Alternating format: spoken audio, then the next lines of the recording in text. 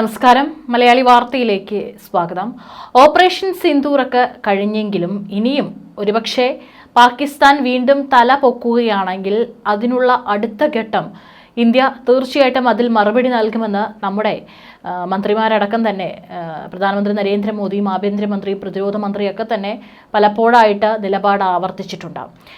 ഇപ്പോൾ അതിനുശേഷം നമ്മുടെ നരേന്ദ്രമോദി പോകുന്ന അദ്ദേഹം പങ്കിടുന്ന വേദികളിലൊക്കെ തന്നെ ഈ ഭീകരാക്രമണത്തെക്കുറിച്ച് കൃത്യമായിട്ട് വളരെ മൂർച്ചയേറിയ വാക്കുകളാണ് അദ്ദേഹം പറയുന്നത്.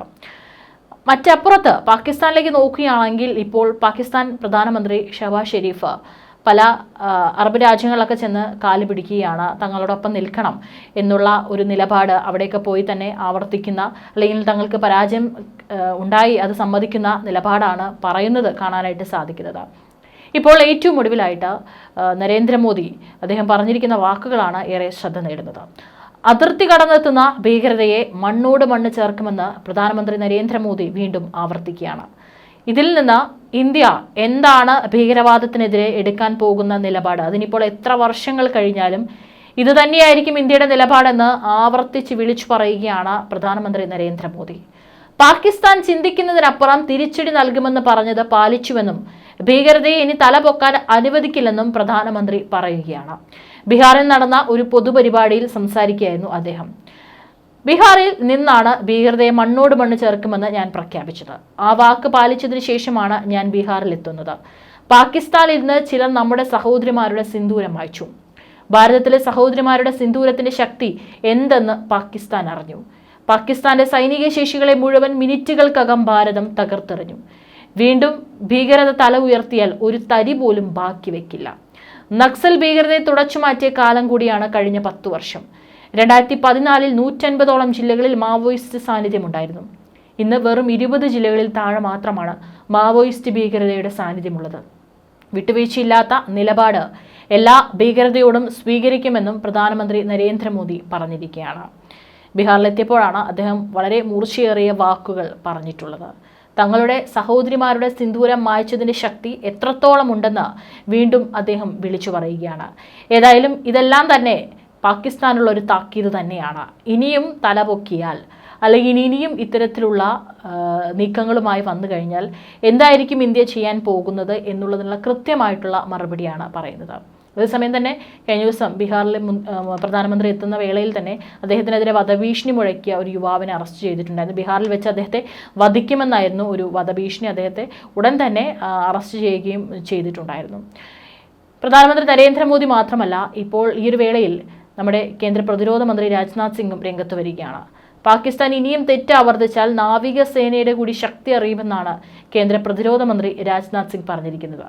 പിന്നെ പാകിസ്ഥാൻ എന്താണ് സംഭവിക്കാൻ പോകുന്നതെന്ന് ദൈവത്തിന് മാത്രമേ അറിയൂ എന്നും രാജ്നാഥ് സിംഗ് കൂട്ടിച്ചേർത്തു. ഗോവയിൽ നങ്കൂരമിട്ട INS വിക്രാന്ത് സന്ദർശനത്തിനിടെയാണ് അദ്ദേഹത്തിന്റെ പരാമർശം. ഇനി പാകിസ്ഥാന് മേലുള്ള പ്രഹരങ്ങൾ കഠിനമാകുമെന്നും തിരിച്ചു വരാനുള്ള അവസരം പോലും നൽകില്ലെന്ന മുന്നറിയിപ്പും അദ്ദേഹം നൽകി. ഇതുവരെ സംഭവിച്ചതല്ല ഇനി ഉണ്ടാകാൻ പോകുന്നത്. ഇന്ത്യൻ നാവികസേന ശക്തി എന്തെന്ന് 1971 പാകിസ്ഥാന് ബോധ്യമുള്ള കാര്യമാണ്. അന്ന് പാകിസ്ഥാൻ 2ആയി വിഭജിക്കപ്പെട്ടു. ഓപ്പറേഷൻ സിന്ദൂറിൽ നാവികസേന കൂടി പങ്കെടുത്തിരുന്നെങ്കിൽ പാകിസ്ഥാൻ 4 കഷ്ണങ്ങളായേനെ എന്നും രാജ്നാഥ് സിംഗ് പരിഹസിച്ചു. ഹാഫിസ് സയ്യിദ്, മസൂദ് അസ്കർ തുടങ്ങിയ ഭീകരവാദികളെ ഭാരതത്തിന് കൈമാറണമെന്നും സ്വന്തം മണ്ണിൽ പ്രവർത്തിക്കുന്ന ഭീകരതയുടെ നഴ്സറികളെ പിഴുതെറിയാൻ പാകിസ്ഥാൻ തയ്യാറാകണമെന്നും അദ്ദേഹം ആവശ്യപ്പെട്ടു. രാജ്യത്തെ മുഴുവൻ നാവികസേന അംഗങ്ങളെയും പ്രതിരോധ മന്ത്രി അഭിനന്ദിച്ചു. ഇന്ത്യൻ നാവികസേന ഏത് വെല്ലുവിളികളും ഏറ്റെടുക്കാൻ തയ്യാറാണെന്നും പ്രതിരോധ മന്ത്രിക്ക് ഉറപ്പു നൽകുന്നതായി നാവികസേന മേധാവി അഡ്മിറൽ ദിനേശ് കെ ത്രിപാഠിയും വ്യക്തമാക്കി. അതേസമയം തന്നെ ഇപ്പോഴും ഓപ്പറേഷൻ സിന്ദൂർ ഉണ്ടാക്കിയ പ്രഹരത്തിൻ്റെ ചർച്ചകളും അല്ലെങ്കിൽ അതുമായി ബന്ധപ്പെട്ടിട്ടുള്ള ആഴത്തിലുള്ള പഠനങ്ങളൊക്കെ തന്നെ കഴിഞ്ഞിട്ടില്ല. ഇപ്പോഴും പല റിപ്പോർട്ടുകളാണ് പുറത്തു വരുന്നത്. പല മറ്റുള്ള രാജ്യങ്ങളിലുള്ള യുദ്ധവിദഗ്ധരടക്കം തന്നെ ഇന്ത്യയുടെ ഓപ്പറേഷൻ സിന്ദൂറിനെ വാഴ്ത്തിക്കൊണ്ട്, അല്ലെങ്കിൽ ഇന്ത്യ നടത്തിയിട്ടുള്ള നീക്കങ്ങളെ കൃത്യമായി തന്നെ പ്രോത്സാഹിപ്പിച്ചുകൊണ്ട്, അല്ലെങ്കിൽ ഏറ്റവും നല്ലൊരു നീക്കമായി വ്യക്തമാക്കിക്കൊണ്ടുള്ള പല അഭിപ്രായങ്ങളും അവർ തുറന്നു പറയുന്നുണ്ട്. ഉപഗ്രഹങ്ങൾ, നിരീക്ഷണ വിമാനങ്ങൾ, റഡാർ സെൻസറുകൾ, സൈബർ ഇലക്ട്രോണിക് സംവിധാനങ്ങൾ എന്നിവ സംയോജിപ്പിച്ച് ഒരു ബഹുമുഖ പ്രതിരോധ സംവിധാനം വിജയകരമായി സ്ഥാപിക്കാൻ സാധിക്കുമെന്ന് സേനയുടെ 3 വിഭാഗങ്ങളും ഇതിനോടകം തെളിയിച്ചിരിക്കുന്ന ഒരു സമയം കൂടിയാണ്. ഇന്ത്യ പാക് സായുധ സംഘർഷത്തിന്റെ പൊടിപടലങ്ങൾ അടങ്ങുമ്പോൾ വ്യക്തമായി തെളിഞ്ഞു നിൽക്കുന്ന ഒരു സത്യം, നമ്മുടെ സൈന്യത്തിന്റെ പ്രകടനം ഗംഭീരമായിരുന്നു എന്നതാണ്. നമ്മുടെ രാഷ്ട്രീയ നേതൃത്വത്തിനെ കുറിച്ച് ഇത്തരത്തിലൊരു അവകാശവാദം ഉന്നയിക്കാനാകില്ലെങ്കിലും അവരുടെ അഭ്യാസ പ്രകടനങ്ങൾ അതിർത്തിക്കപ്പുറം നടക്കുന്ന നാടകീയതോളം പരിഹാസ്യമല്ല. ആധുനിക യുദ്ധതന്ത്രത്തിന്റെ ആണിക്കല്ല് വ്യോമശക്തിയാണെന്ന വിദഗ്ധ അഭിപ്രായം സാധാരണക്കാർക്ക് പോലും മനസ്സിലായിട്ടുണ്ട്. ഒരു വ്യോമസേനയുടെ നീക്കങ്ങളിലെ ആദ്യപടി ശത്രുവിന്റെ വ്യോമ പ്രതിരോധം തകർക്കുക എന്നതാണെന്ന് അംഗീകരിക്കപ്പെട്ടിട്ടുമുണ്ട്. മെയ് 7 പുലർച്ചെ ഓപ്പറേഷൻ സിന്ദൂർ ആരംഭിച്ചപ്പോൾ ഈ തത്വം പാലിക്കപ്പെട്ടതായി തോന്നുന്നില്ല. ഇന്ത്യൻ വ്യോമസേന വിമാനങ്ങൾ വെടിവെച്ചിട്ടെന്ന് അവകാശപ്പെടുന്ന വിവിധ കേന്ദ്രങ്ങളിൽ നിന്നുള്ള പ്രസ്താവനയോ അതിന്റെ സത്യാവസ്ഥയോ എന്തു തന്നെയായാലും ഈ സമീപനം നമ്മുടെ പൈലറ്റുമാരുടെ ജീവന് ഭീഷണി ഉണ്ടാക്കിയെന്ന കാര്യത്തിൽ ഒരു സംശയവുമില്ല. ഈ തത്വം ഉപേക്ഷിക്കാൻ മറ്റു കേന്ദ്രങ്ങളിൽ നിന്ന് ഉയർന്ന സമ്മർദ്ദത്തെ IAF തീർച്ചയായും ചെറുത്തിരിക്കണം. ഒരുപക്ഷെ ഏപ്രിൽ 22 ഭീകരാക്രമണത്തിന് തിരിച്ചടി നൽകാൻ 2 ആഴ്ചത്തെ കാലതാമസം എടുത്തതിനുള്ള വിശദീകരണവും അതുതന്നെയാണ്. പാകിസ്ഥാന്റെ വ്യോമ പ്രതിരോധത്തെ തകർത്തിരുന്നെങ്കിൽ നമ്മുടെ നീക്കങ്ങളുടെ രഹസ്യ സ്വഭാവം നഷ്ടപ്പെടുമായിരുന്നുവെന്ന വാദം ഓപ്പറേഷന് ശേഷം പ്രചരിച്ചിരുന്നു. എന്താണ് രഹസ്യം? നമ്മുടെ അതിർത്തി പ്രദേശങ്ങളും വ്യോമ അതിർത്തിയും സൂക്ഷ്മ നിരീക്ഷണത്തിൽ വെക്കാൻ പാകിസ്ഥാൻ എല്ലാ മാർഗങ്ങളും ഉപയോഗിക്കുന്നു. കുറഞ്ഞത് ഏപ്രിൽ 22 വൈകുന്നേരത്തോടെയാണെങ്കിലും അവർ നിരീക്ഷണം ശക്തമാക്കിയിട്ടുണ്ടാകുമെന്ന് ഉറപ്പാണല്ലോ.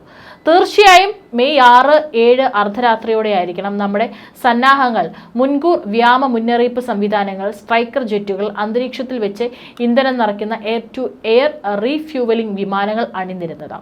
തുടക്കത്തിൽ തന്നെ ദീർഘദൂര മിസൈലുകൾ ഉപയോഗിച്ച് കരയിലും ആകാശത്തും വിന്യസിച്ചിരിക്കുന്ന പാകിസ്ഥാന്റെ റഡാർ പോലുള്ള നിരീക്ഷണ ഉപകരണങ്ങളെ തകർക്കാൻ നമുക്ക് കഴിഞ്ഞിരുന്നെങ്കിൽ രഹസ്യാത്മകത ഒന്നും കൂടി വർദ്ധിക്കുമായിരുന്നു.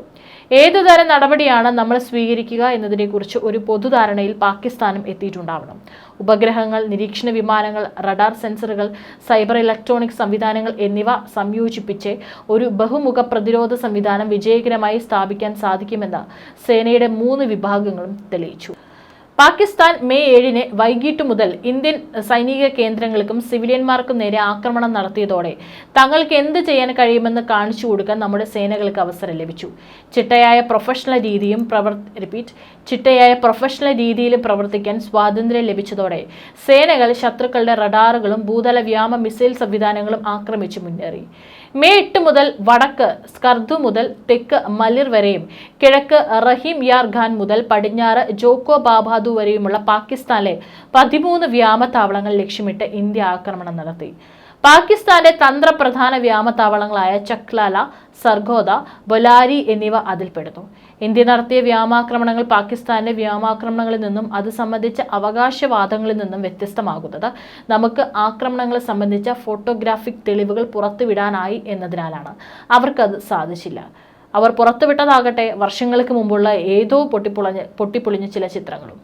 ഇന്ത്യയിൽ തങ്ങൾക്ക് വിപുലമായ ചാരവ്യൂഹവും പിന്തുണക്കാരുമുണ്ടെന്ന് അവകാശപ്പെടുന്ന ഒരു രാജ്യത്തിനെ തങ്ങൾ തകർത്തതായി പറയുന്ന ഇന്ത്യൻ വിമാന അവശിഷ്ടങ്ങളുടെ ഒരു ഫോട്ടോ പോലും കാണിക്കാനായില്ല. ശത്രുപക്ഷത്ത് റൺവേകൾ, കൺട്രോൾ ടവറുകൾ തുടങ്ങിയവ എത്ര എണ്ണം തകർന്നു, അല്ലെങ്കിൽ നമ്മുടെ ഭാഗത്ത് എത്ര എണ്ണം സുരക്ഷിതമെന്ന് മാത്രം നോക്കിയല്ല ആപേക്ഷിക വിജയം അളക്കുന്നത്. മെയ് 10 ഉച്ചയോടെ പാകിസ്ഥാന്റെ ഭൂരിഭാഗം സൈനിക ആസ്തികളും നിരീക്ഷിക്കാനും ആക്രമിക്കാനും സാധിക്കുമെന്ന് ഇന്ത്യൻ വ്യോമസേന തെളിയിച്ചു. പാകിസ്ഥാൻ അതിന് കഴിഞ്ഞിട്ടില്ല. പക്ഷെ ഇപ്പോഴും കഴിഞ്ഞ കുറച്ച് ദിവസങ്ങൾ മുമ്പ് വരെ ഇന്ത്യയിലും പാകിസ്ഥാൻ നടത്തിയ ആക്രമണത്തിൽ നാശനഷ്ടങ്ങൾ ഉണ്ടായി എന്നൊക്കെയായിരുന്നു വാദിച്ചുകൊണ്ടിരുന്നത്. പക്ഷേ കഴിഞ്ഞ ദിവസം പാക് പ്രധാനമന്ത്രി ഷെഹബാസ് ഷെരീഫിനടക്കം സമ്മതിക്കേണ്ടി വന്നു. ഇന്ത്യയുടെ ആക്രമണത്തിൽ പാകിസ്ഥാന്റെ വ്യോമതാവളം അടക്കം വളരെ തകർന്ന് തരിപ്പണമായ നിലയിലായിട്ടുണ്ട് എന്ന് പാകിസ്ഥാൻ പ്രധാനമന്ത്രി ഷെഹബാസ് ഷെരീഫിനടക്കം തുറന്ന് സമ്മതിക്കേണ്ടി വന്നിരിക്കുകയാണ്.